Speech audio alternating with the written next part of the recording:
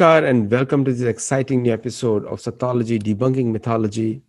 Today we are debunking or prescribed putting the dates on Jarasandh. A very This story was told directly by Krishna how Jarasandh was born, and he told this right before Ratsya Yagya. So the power of Jarasandh was he controlled 25% of Earth's land mass. And Maharaj Bhagadat, whom you have heard from me and Nilesh talking, and that also gives you a secret of today's special guest. So Bhagadat was under the rule of Jarasandh. So you can just understand that how historic that episode is. And after Jarasandh's death, then you see that Bhagadat still controlled the parts, but he fought for Duryodhan because he was loyal to his friendship. Now, with that being said, let us welcome our Muni researcher, a very elaborate speaker, and lots of presentations, scientific presentations. Without delay, let us welcome Shri Nilesh Neelkant Oak. Namaskar, Aditya ji. And if you have noticed the change in my background, I saw one comment on YouTube videos that when you post them, and I wasn't sure if it was for me or you. So maybe you can change something on your background. But I thought mine is always a drab background. In fact, this is my study room, and all you're going to see is books everywhere. Okay. And not necessarily well organized. I know exactly where to find them, but my wife doesn't like it. She said, how do you figure this out? I said, that's where all the chemistry happens. So, with the technology, I found let's experiment something. So I have the 3 books behind me, so I don't have to talk about them. I think you need to go get the email also there in the back, which says where they can buy them. There you go. Okay, we'll figure it out. We'll figure it out. Yeah, I think if anyone searches with your name on Amazon, they can get your books in USA. And India, they can get it from Subbu Publications, SUBBU. Search it out on your name and Subbu Publication. They get all the links. Correct. Now, this today discussion we are having for the Jarasandh and the Girivraj name is given of his capital was Girivraj, which is today known as Rajgir. If anyone wants to go where Jarasandh used to live, it's still a very beautiful town. I visited there. But before you go too much further, I want to correct you a little bit. Course correction, we can call it. No, I'm not going to talk of a Jarasandha. I'm going to talk of Jayadratha. So I'm glad you told the whole nice story of Jarasandha and Bhagadatta connection. And that's good. We will do it some other time too. Yeah. And there are some mystery associated with Jayadratha too, especially with his father and the boon that he had given, some kind of specific arrangement. But Jayadratha, who, the Sindhu Naresh Jayadratha.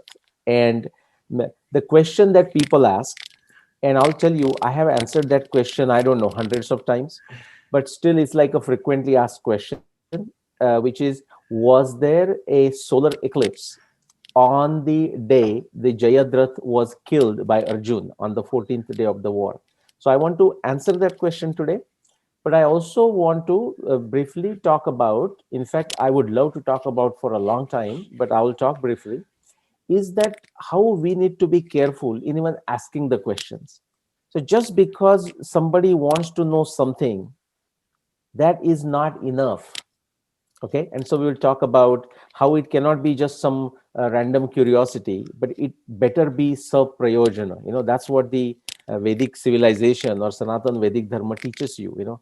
It has to have a prayojan. It has to have a purpose why you want to know something. Not say, for example, I'm looking out through the window of my study room, and there is a tree. And somebody may want to know how many branches are there on that tree. Now, that's a factual question, right? And it can be answered. But what purpose does it solve?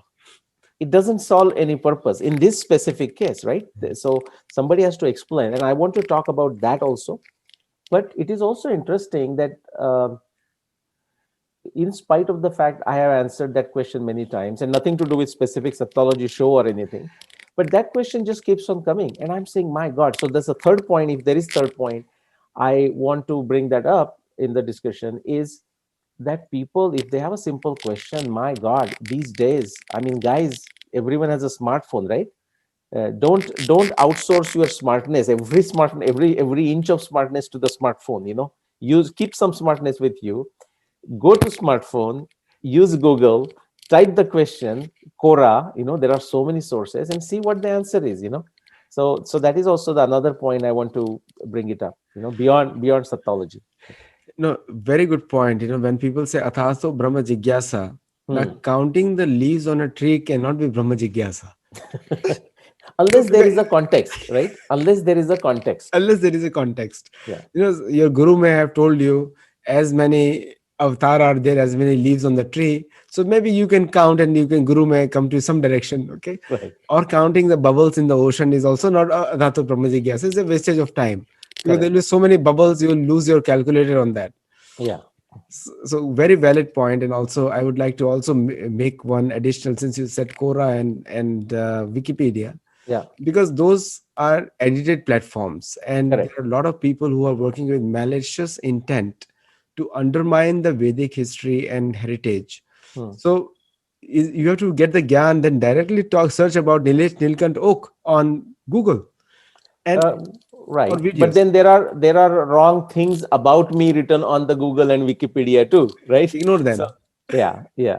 So and But next time, so you made a good point. Next time, yesterday, somebody from Virginia uh, wrote something to me.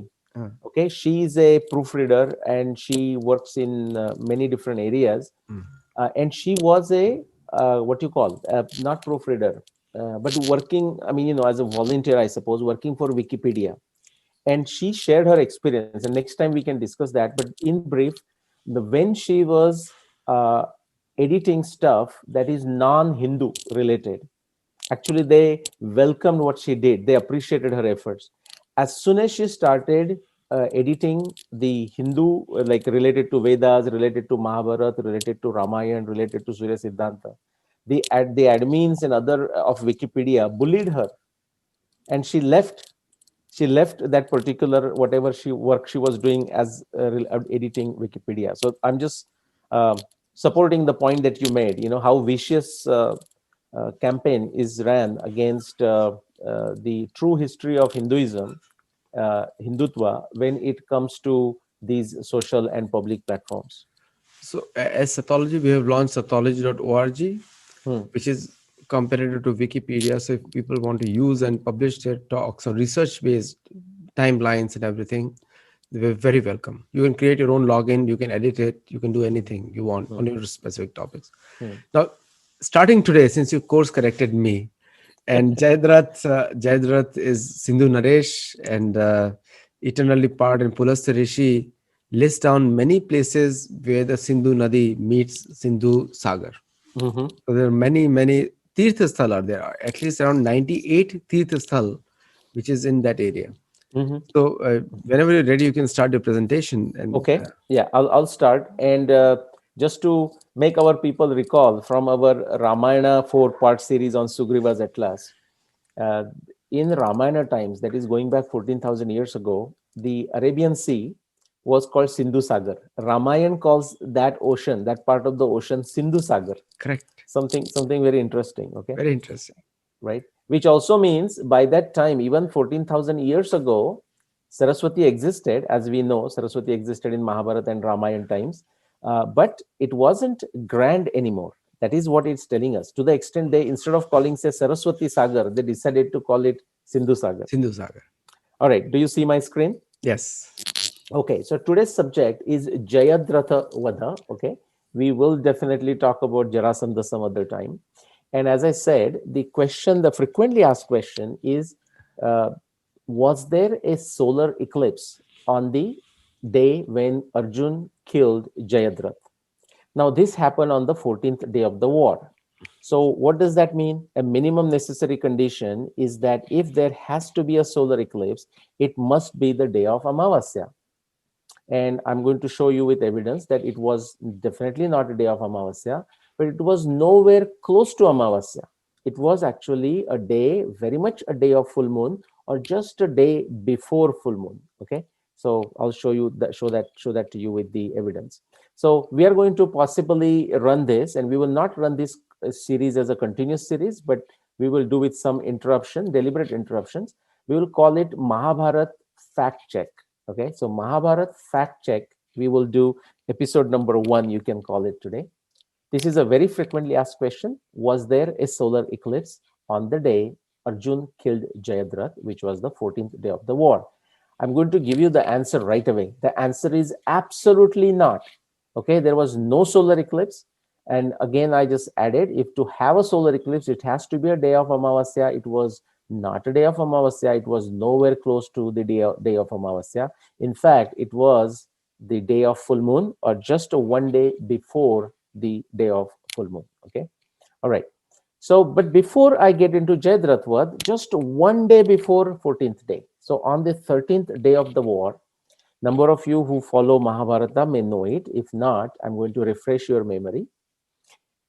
Abhimanyu was on the battlefield. Abhimanyu was on the battlefield every day, the first 13th day of the war. And unfortunately, he was killed in a very treacherous, trickery fashion on the 13th day of the war. So this is Abhimanyu, okay, getting into the Kaurava army and showing his bravery. Okay, what happened? Uh, to just fast forward the story, eventually the Kaurava side isolated him, okay, separated him from all the great warriors of the Pandava side, and in a very not a very dharma fashion, I would say, they surrounded him, and finally they killed him. Okay, he was very young at that time, somewhere between 19 to 25. Okay, just the estimated age of him. All right. So what happened? Abhimanyu is a son of Arjun. Arjun, the great warrior of a Pandava side, and he took a what is the word? Aditya ji. He made a commitment. Let's say I'm just looking for a right word. He said that Pratigya. pratigya. Thank you. He made a pratigya that by the end of the next day's sunset, he will kill Jayadratha. Okay, or otherwise Wow. he will In kill. English, you'll call it wow.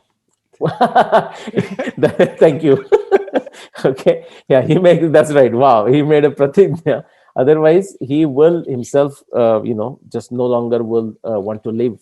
So now this is the story of a 13th day. Okay, that's why I wanted to mention. So now we are talking a day after, and Arjun has to kill for his pratigya, for his commitment, Jayadratha before the sun sets. This context is important to understand why even the question comes of was there a solar eclipse in the first place. Now, what the next picture that you are seeing here is, this is Arjun. Krishna is the charioteer there, and what you are saying is Arjun is throwing the arrows, and you already see one head up in the air with an arrow attached to it, and the head is flying. Okay, well, head is flying because Arjuna has thrown the arrow, released the arrow in such a way that the head would fly. Okay, we'll get to that story very briefly. But that head is of a Jayadratha. So actually, if you come down here, you can see his body and so on. Okay, here you can see his body here, and so that's killed, and now it is flying. Now that's not the main topic of today's discussion, so I'm not going to go there, but still keep this story in mind. Okay, because as soon as I answer the question, was there a solar eclipse, which I already answered, now people who start asking question about, okay, so how come the head was flying, and why the head has to go somewhere. Okay, actually the next picture, if you see what you see there, this is the person. Okay, Rudrakshatara, that is the name of Jayadratha's father, and he is sitting there doing tapashcharya along the bank of Saraswati in near Kurukshetra. And without going into the details, the theme was such that whoever kills Jayadratha, if his head fell somewhere else, okay, then the person who killed Jayadratha would basically die, okay, would get destroyed. So with the one condition, that if the head falls into the lap of his father, Rudrakshatara, okay, so essentially if Jayadratha ever has to die, he has to die in the lap of his father, then the other person would be spared. So here Krishna tells that story. So Aditya, you mentioned the story of Jarasandha and Krishna telling the story. In this case also, Krishna updates Arjuna the background of the Jayadratha and why he has to make this arrangement so that the head falls into the lap of Vruddhakshatра, father of Jarasandha. Sorry, I'm saying Jarasandha, father of Jayadratha, who is doing a tapascharya on the bank of Saraswati. Now, this itself, okay, why is this whole big deal? I mean, is this true? How did Arjuna do it? How did Arjuna accomplish all this mission? These are all wonderful questions, but I'm going to get back to those questions in the later part of this. And I'm not going to give an answer. Well, simply the reason is I don't know the answer. But here is what I want to set something for everyone. If we have a curiosity, it must be with some purpose, and then the person who has the curiosity has to do something about it. Just asking somebody for an answer, okay, is not something you are doing some smart thing. In fact, it's an extremely lazy and tamasic thing. Okay, but let's move on. So this is the background. Okay, so the Arjuna has to kill Jayadrath for his own promise before the day ends, 14th day of the war, and his head has to directly fall into the lap of his father, that is Vruddhakshatра, who is sitting doing tapasya not far from Kurukshetra, where the war is taking place. All right. Now, let's understand what was that 14th day of the war. If we go to the Mahabharata text, the evidence of Mahabharata text is so rich. It tells us that the war happened during the first half of Sharad season. The war occurred during the month of Margashirsha, and it also tells us that war began on Amavasya. It was a Kartik Amavasya, to be precise, and that's how the phases of the moon appeared from day 1 of the war all the way to day 18th, and even actually day 19th, which is day after the war was over. Okay, so it was started with Amavasya, okay, no moon or new moon. Then day 2 is a Pratipada, Dvitiya, Tritiya, and so on. So when we come to the day 14th, which is right here, it was the day of a full moon or just before full moon. That's you can actually see. And the rich evidence of Mahabharata text supporting this particular timeline, which is the Shukla Paksha. We are not even talking of a year right now. The year was 5561 BC, but we are not talking about the year. We are just talking about the specific day with respect to the lunar month, and it was the day close to the full moon, and therefore no question of a solar eclipse. A rich evidence from Mahabharata is a text for all 18 days of the war is given here, and anyone can go back to Mahabharata. In fact, I want to encourage anyone with even a little bit of curiosity should take a copy of Mahabharata with translation and actually go and check these references. All right. Now I bring you to the 14th day of the war, almost the end of the day.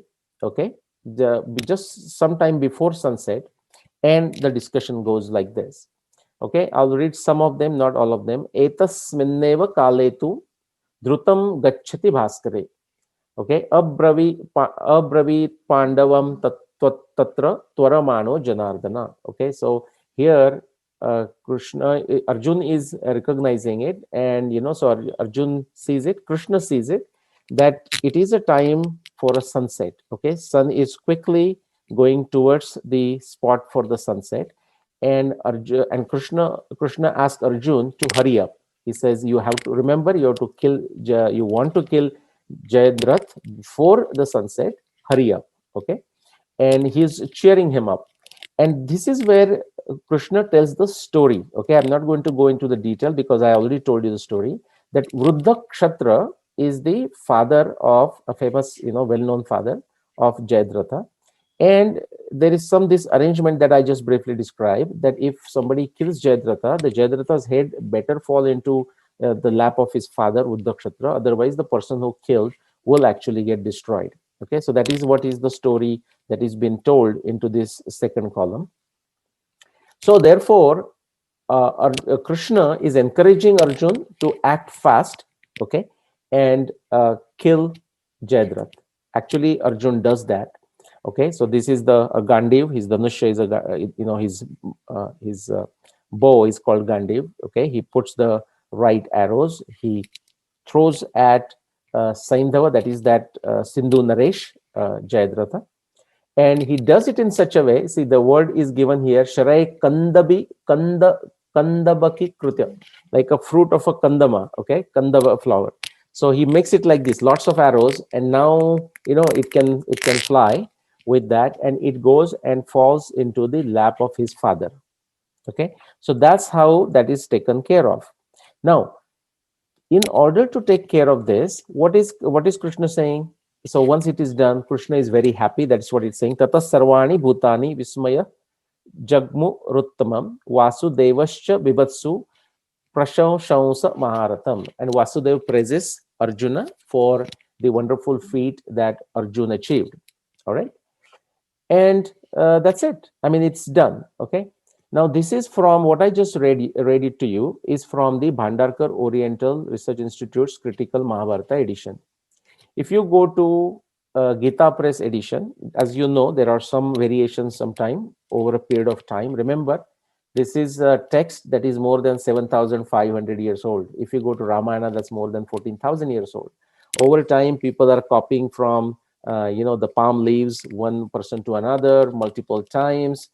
Everyone has a different skill set. Sometimes the errors are introduced. Okay, so you find some verses missing in some text, and so one verse that you see from Gita Press, it says, thus when the Jayadratha was killed, okay, uh, Krishna removed his Maya, Yoga Maya, and the darkness was gone. Okay, so now I'm going to come to the story, what possibly leads people to think that maybe there was a solar eclipse.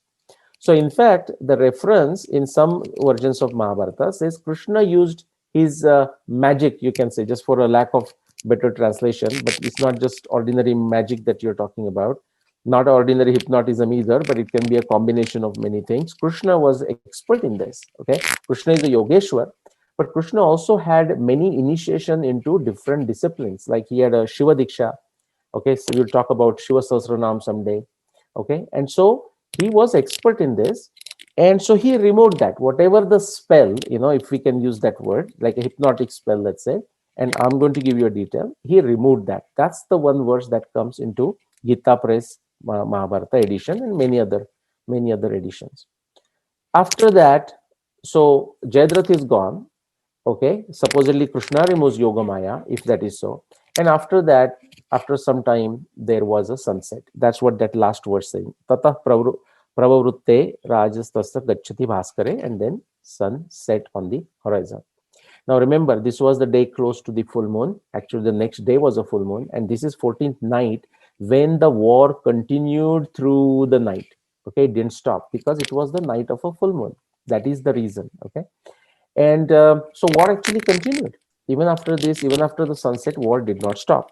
Now, I'm going to pull some of the verses from the Gita Press edition, where specifically Krishna says, so it is referred to that he says, Yoga Matra Vidhasyami Suryasya Varnam Prati Astam Gata Iti Vyaktam Drakshat Teka Sa Sindurat.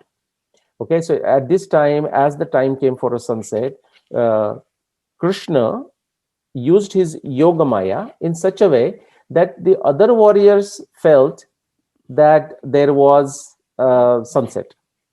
Okay, but not for the Jayadratha. So Jayadratha kept on looking at the sun. See, sun is still there. I am still in danger. So he kept on fighting, but the other warriors of the Kaurava side stopped. So somehow, in some sense, Krishna created this for the other warriors.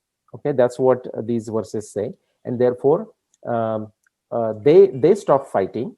Okay, because they thought the day is over. Now Arjuna cannot kill Jayadratha. Okay, but Jayadratha actually felt that the sun is there because sun was there, and Jayadratha was killed by Arjuna. Okay, so this is kind of the quick explanation. Now I want to quickly bring the third point. So if you have a question, one simple thing is you can go to Google, and as Aditya said, you can go to Google, but wherever you go, type Nileshok, what Nileshok has to say about this. Okay, so that's not a bad idea, but I may not have always answered in that fashion, but definitely worth checking. But the point is, for some simple questions like this, we don't have to ask someone. Okay, why not go to the Mahabharata text itself with some translation if that's required? Okay, there is a translation available in English, translation available in Hindi, many other languages. and see for yourself, or learn Sanskrit, okay, so that you don't have to deal with the wrong translations, and see for yourself what the Mahabharata has to say. And even when you do that, you might find a multiple versions like what I showed you. The Bhandarkar Oriental Critical Edition will not show certain verses, but the Gita Press would do, which means you have to study more. It takes tapasya. And that's the point I want to make through this chart. I have shown this chart before. So if you have a doubt, was there a solar eclipse on that day? That's a samshaya. Okay, that's fine. But don't make it a samshaya of a mind. And person says, oh, how can there be, or there must be a solar eclipse? No, that's a samshaya of a mind. This is guessing, what Aditya calls dry speculation. No, we don't want to do that. We have to use our intellect, have that doubt, and go find the answer. Okay, and acquire knowledge. That's a jnana prapti, and then satisfaction once you know the answer, jnana trupti. The other one is a shraddha. One thing is, suppose, and shraddha into who? I mean, you decide. If you have a shraddha in Aditya ji, then Aditya ji gives the answer and you accept it. If you have a shraddha in what I am saying, you trust that I have done enough work on the Mahabharata, and of course I can be wrong. But you have enough trust, that reverence. You say, okay, if Nilesh is saying more than likely that's right, that satisfies me. So you can take this on a shraddha. Okay, so but shraddha also has of a different kind. Okay, the person have sometimes more shraddha, conviction in themselves, and if they don't have the proper knowledge, then they have a conviction about the wrong information. Okay, the tamasi shraddha. That's what happens. They see everything opposite to what the fact is. And then that's a karma shakti. Okay, that should lead you to go and search, lead you to go read Mahabharata. And the third one is a jidnyasa, which is a curiosity. But the curiosity is not enough in the sense of, I want to know. Just like I gave you the example right at the beginning, there is a tree in front of my house here, and somebody wants to know how many branches are there. I mean, that's a very okay question. The problem is that the problem with that question is, what purpose does it solve? And that's why it's very important to know, if you solve a certain problem, or if you get to know the answer to a certain question, what bigger problem, bigger strategic, a problem of importance, something that's useful for the civilizational narrative, for dharma, artha, kama, moksha, what is it, that big deal for which it solves the problem and therefore it helps progress? If there is nothing of that kind, and Aditya ji gave another example, I forgot what it was, but I'll ask you again when I stop sharing, that you just want to know something. That's not enough, guys. Okay, especially in a Hindu civilization, we talked about Wikipedia and some of the social medias, how they are very much vehemently against the proper narration of Indian civilization. Our resources are limited, so we have to make use of our researchers, our dharma warriors, our intellectual kshatriyas in a better fashion, not waste their time asking really meaningless, really trivial questions in public platforms, or by sending emails. Like, I don't know, Aditya ji, about you, I get tons of emails, and many of the emails I cannot even simply open them, but I have to quickly open it, not to miss something very important. So a curiosity cannot be just want to know something, it has to be saprayojan. Okay, if that curiosity is met with the answer, met with the solution, it should lead to a revolution, it should lead to something useful. Otherwise it's a useless curiosity. So phala prapti. Okay, so we should be interested in something that is meaningful, something that is useful. Okay, and in an optimized fashion, making the best use of limited resources that we have. And that wisdom comes from Bhagavad Gita, by the way. So Patanjali, for example, in his Yoga Sutra, he talks about Ishvara Pranidhan, which is close to Shraddha. He asks you to do Swadhyaya, self-study, not just asking questions to other. When you do the self-study and still there are some doubts, that is when you go to others, okay, who might know more. And then the tapasya, it takes hard work. Unless you do something on your own, you will not know how much effort, time, money, resources are spent by researchers, by dharma warriors, to find the answers to some of these questions. Okay, and if you are on that lower side, the samshaya of a mind, the doubt of a mind, and not doubt of a buddhi, just a ordinary curiosity, a random curiosity, and a tamasic, a faulty faith, a faulty reverence, okay, faulty conviction, then it's a disaster, guys. Okay, and what we need to do is to go to the other side. I mean, and we all of us, I mean, no one is perfect, right? We all of us are work in progress. But what we have to do is directionally we go from the bottom left hand corner to the top right hand corner, and that is the point I'm making here. Okay, quickly few verses from Bhagavad Gita, but where Krishna talks about the serving. Pariprashnena. You can serve somebody by asking a appropriate question, right question. That can be a service too. Okay, and doing the seva in the sense of contributing with whatever might you have, contributing with your intellect, contributing with your time, and so on. Okay, You all right. you you Go ahead. forgot to mention pranipatena, because Yes, pranipatena is very important. true. And that is a big problem. Okay, yesterday, you remind me, Aditya on Pranipata, and I'll give you Correct. the example from yesterday. But Yeah. I'm almost done. Let me Yeah. finish this. Yeah, quick other points. We'll come back to Pranipata. Very important, and glad you reminded me. But this is the typical questions that I get, and I'm sure Aditya ji, you also get the similar ones. For example, a question they will ask, which is related to this diagram I'm showing. Why don't you study something? Meaning, why don't I study something? Okay, or will you be my guru? I think we talked about this last time. Or why don't you explain some another thing why? And usually what happens, the somebody says, will you be my guru? And I said, well, I don't know if I'm qualified, but suppose you want me to be guru, and if I say yes, then next thing I'm going to ask you is to do some swadhyaya, like I'll say study Bhagavad Gita chapter 15, and the person says, no, I can't do it. Well, then you don't understand what guru means, right? That's a challenge. Okay, and where does this come from? So when they say, why don't you study X, what they really mean is they want to know about X, but they are lazy. They want you to study X and then tell them. The will you be my guru? They are thinking in some way there is a way to have a magic touch and transfer the wisdom. No, that doesn't happen. The tapasya is still involved. And why don't you explain why? What that means is, again, they are lazy. They don't want to do a tapasya to figure it out for themselves.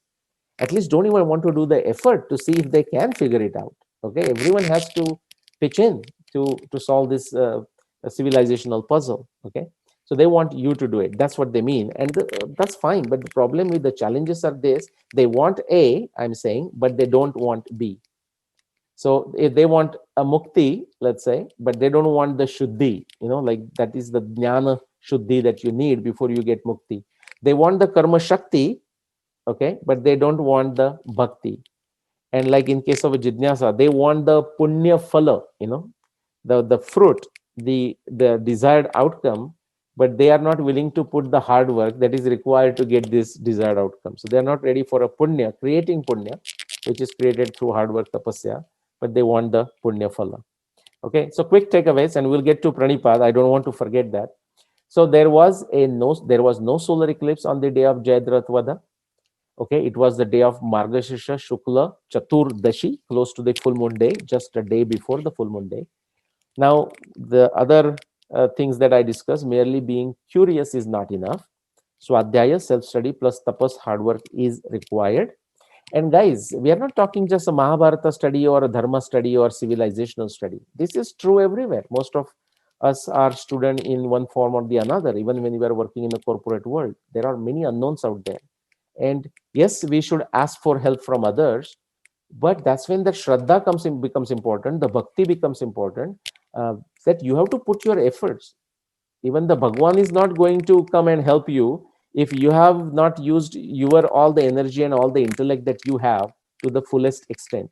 Okay, Bhagwan will say he's just keeping it to himself. Why should he doesn't need any more energy? Why should I give it to him?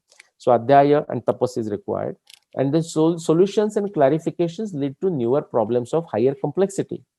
Like in the case of Jayadratha, I said, now the solar eclipse problem is solved. Now people will say, okay, so now explain it to me. Why is this particular arrangement by Jayadratha's father that his head should only fall in his lap, otherwise the person who killed him will be destroyed? How does Arjun manages to make the head of Jayadratha fly all the way to the lap of Rudrakshatra?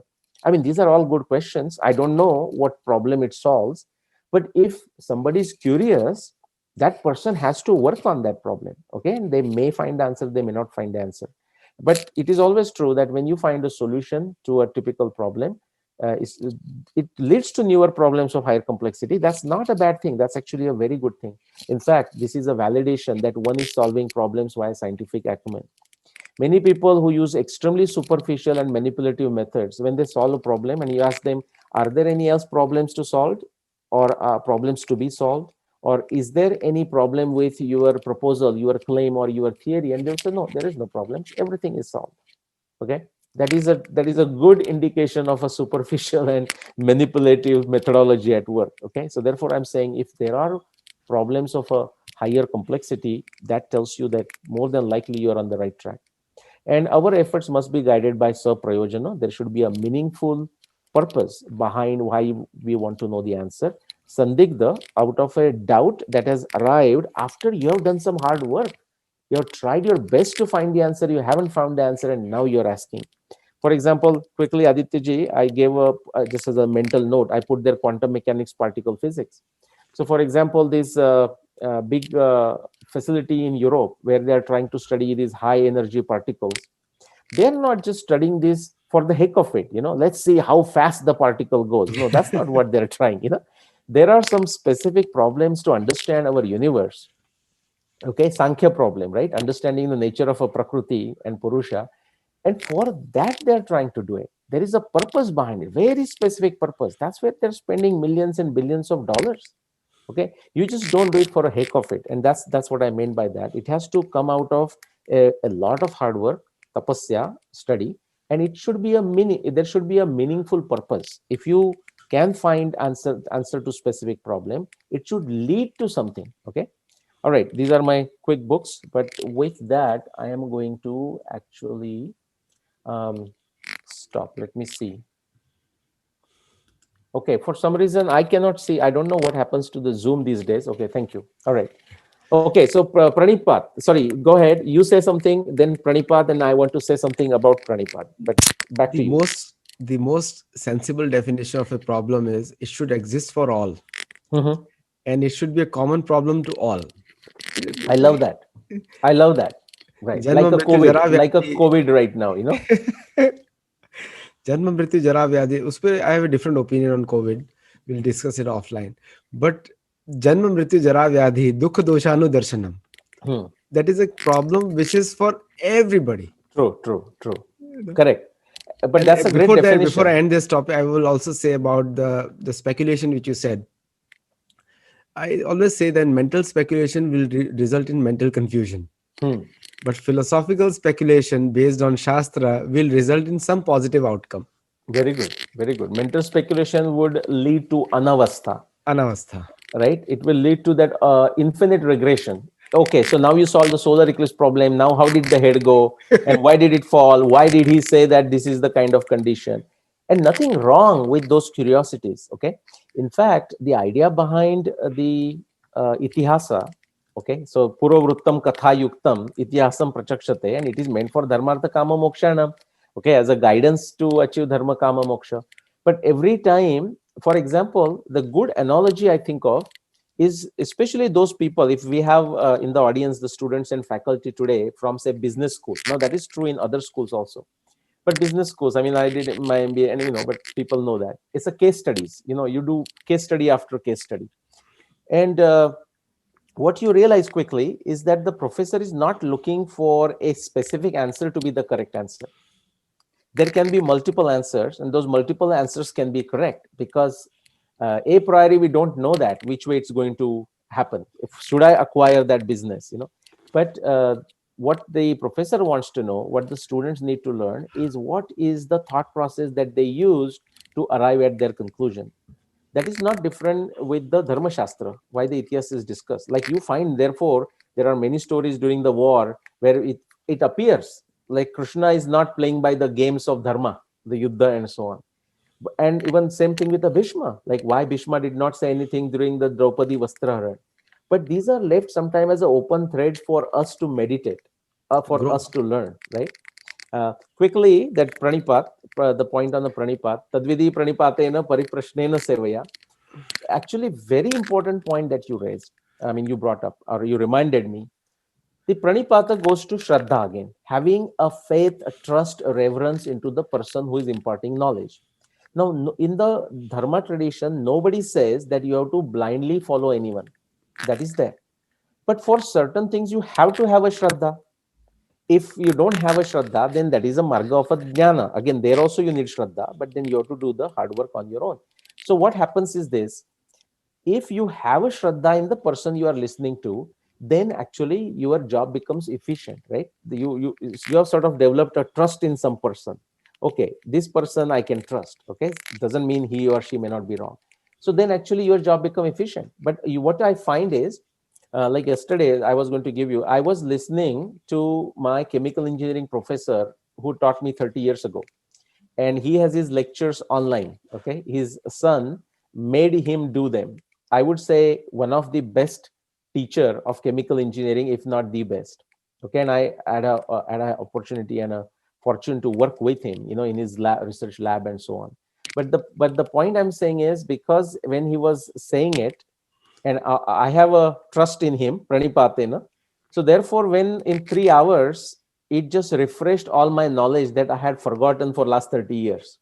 But because I had a trust, if I start doubting everything that he's saying, then I may need to study my chemical engineering again for another 10 years.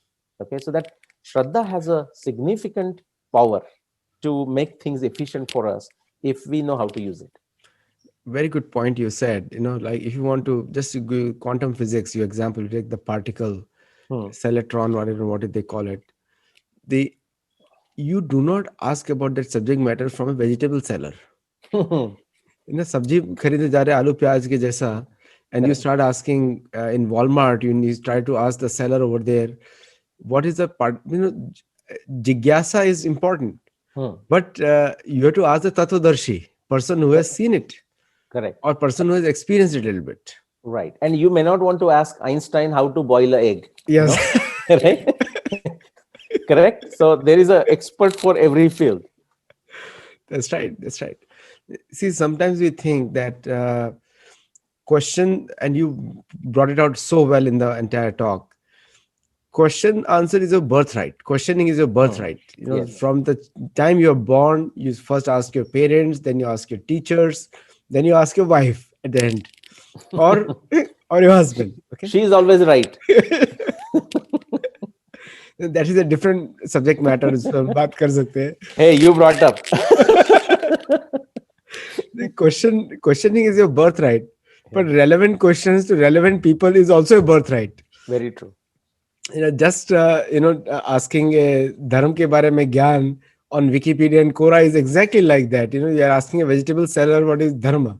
Yeah. So And asking to the right person is your birthright and also responsibility. correct. Right? Yeah.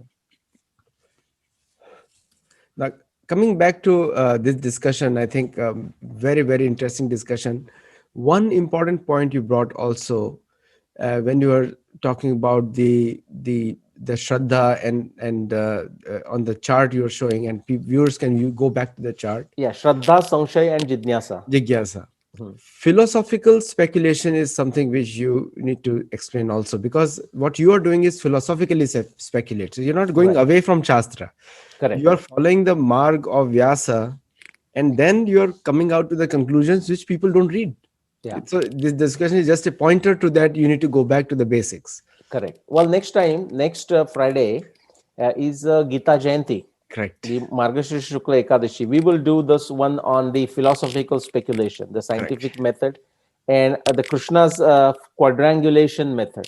Correct. How Krishna, it's a very robust method. Krishna Very demands that the triangulation is not sufficient. He says it has to be quadrangulation Quadrangulation. before you accept it, something as a proof. Thank you so much for your talk today, and viewers who are Thank you. watching it live. Thank you for watching it, and you can also go back to the YouTube and do it.